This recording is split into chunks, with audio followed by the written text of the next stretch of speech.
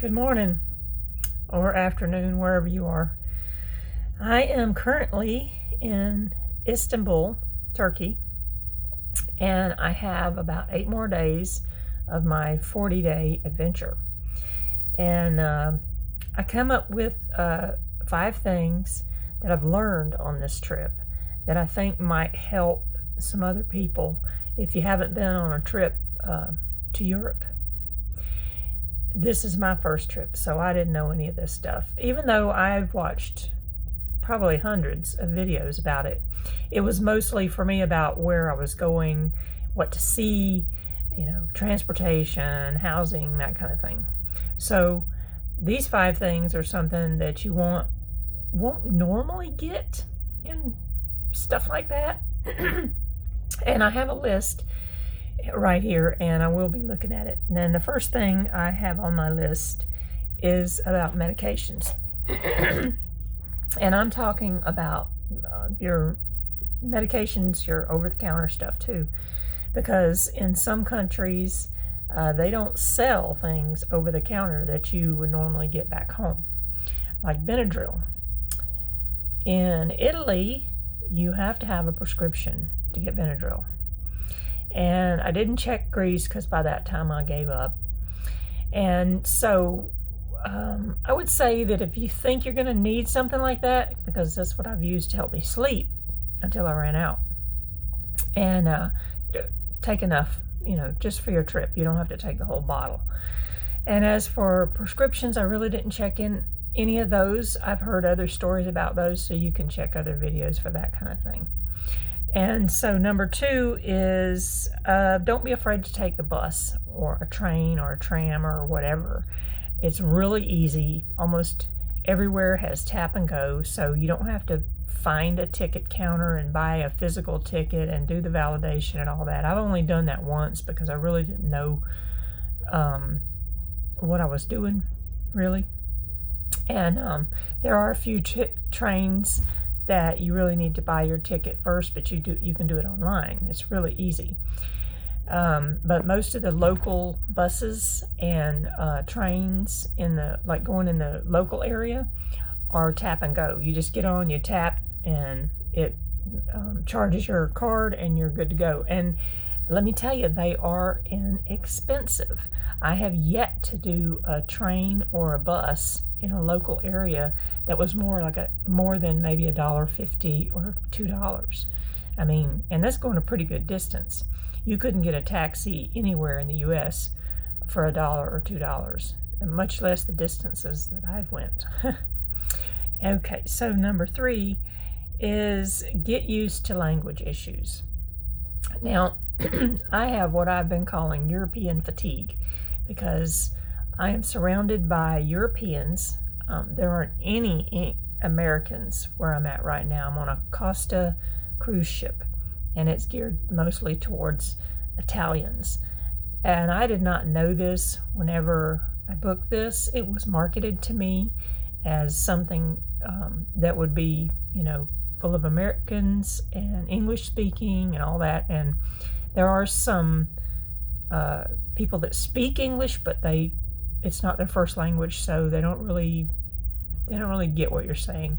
So I don't really talk to a whole lot of people. Now, when I was on land, like in Rome and in Florence and in the ports, I met a lot of people that actually did speak English, although some of them, it depended on the area, it was very limited. And I haven't run into hardly any Americans at all. So be aware of that. And most of the time, if you try to get out your Google Translate, they don't have nothing to do with that. They just wave you out of their face and they keep walking, or dismiss you if you're the one that's been walking. So be aware of that. Be used to use hand gestures, charades, that kind of stuff. And I've gotten by with that really well. So be aware of that. Okay, number 4. Number 4 was part of number 3. So we'll do a number 4 instead of number 5. Clothes. Okay.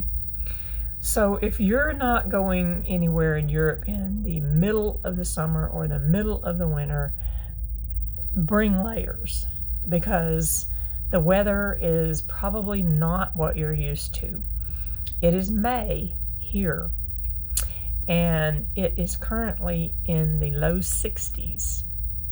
And so by the middle of the day, it'll be about 70 degrees, which is much cooler than what I'm used to at this time of the year. And even in the warmest place I've been, which was a little place in Greece, it got to the mid 70s by the middle of the day. And bringing a sweater is not a good idea, because then you get really hot. Not wearing anything at all, not having any kind of layers, not a good idea, because then the first part of the day you're freezing. So I bought this linen shirt. It wasn't expensive, it's really nice, and it keeps my arms from being cold, and then as the day goes on I don't sweat to death. And the other part of that is that I brought shorts thinking that everywhere I was going to go was going to be hot, but that's not true. So my one pair of pants that I wore as my travel pants have gotten a good workout. And the other thing about clothes is be willing to wash your clothes in the sink or the shower, because otherwise it's really expensive to do it. If you do it like in a public place, they're really expensive. They charge like I'm on a cruise ship, so it's really expensive. I didn't try it on land, so I guess I need to kind of dial that back. One Airbnb I had a washer, and it has a super fast spin cycle that spins it out. Then you hang it out to dry. I haven't seen a dryer yet anywhere here. And the last thing I will tell you, which I guess would be number 5, is wear good shoes. Sorry. I have horrible allergies, and it doesn't seem to be, no matter where I go, they affect me. Anyway, wear good shoes and make sure you have walked a lot in them before your trip. Now, I have some really cool Keen sandals that I bought used a few weeks before I started my trip.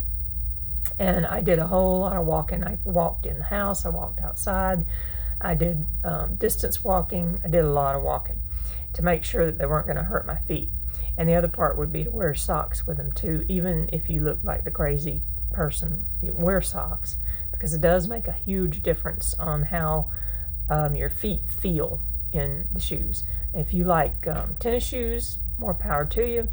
But for me, I knew those were going to be too hot. Even with the cooler weather, my feet have to be cooler, or they start getting very uncomfortable. Now, I've walked every port that I have gotten off the ship. I have walked at least 5 miles. It's been a whole lot of walking, and I've enjoyed it, because I don't really like this ship. They don't have nothing going on here that interests me. Everything is in Italian. The food is horrible, as I've said before. And so I get off the ship to find things to do and see and to eat. And so make sure you got some good walking shoes. I have typically waited to get off the ship until later at some places, and then other places I get off super early, so there's no rhyme or reason to the when.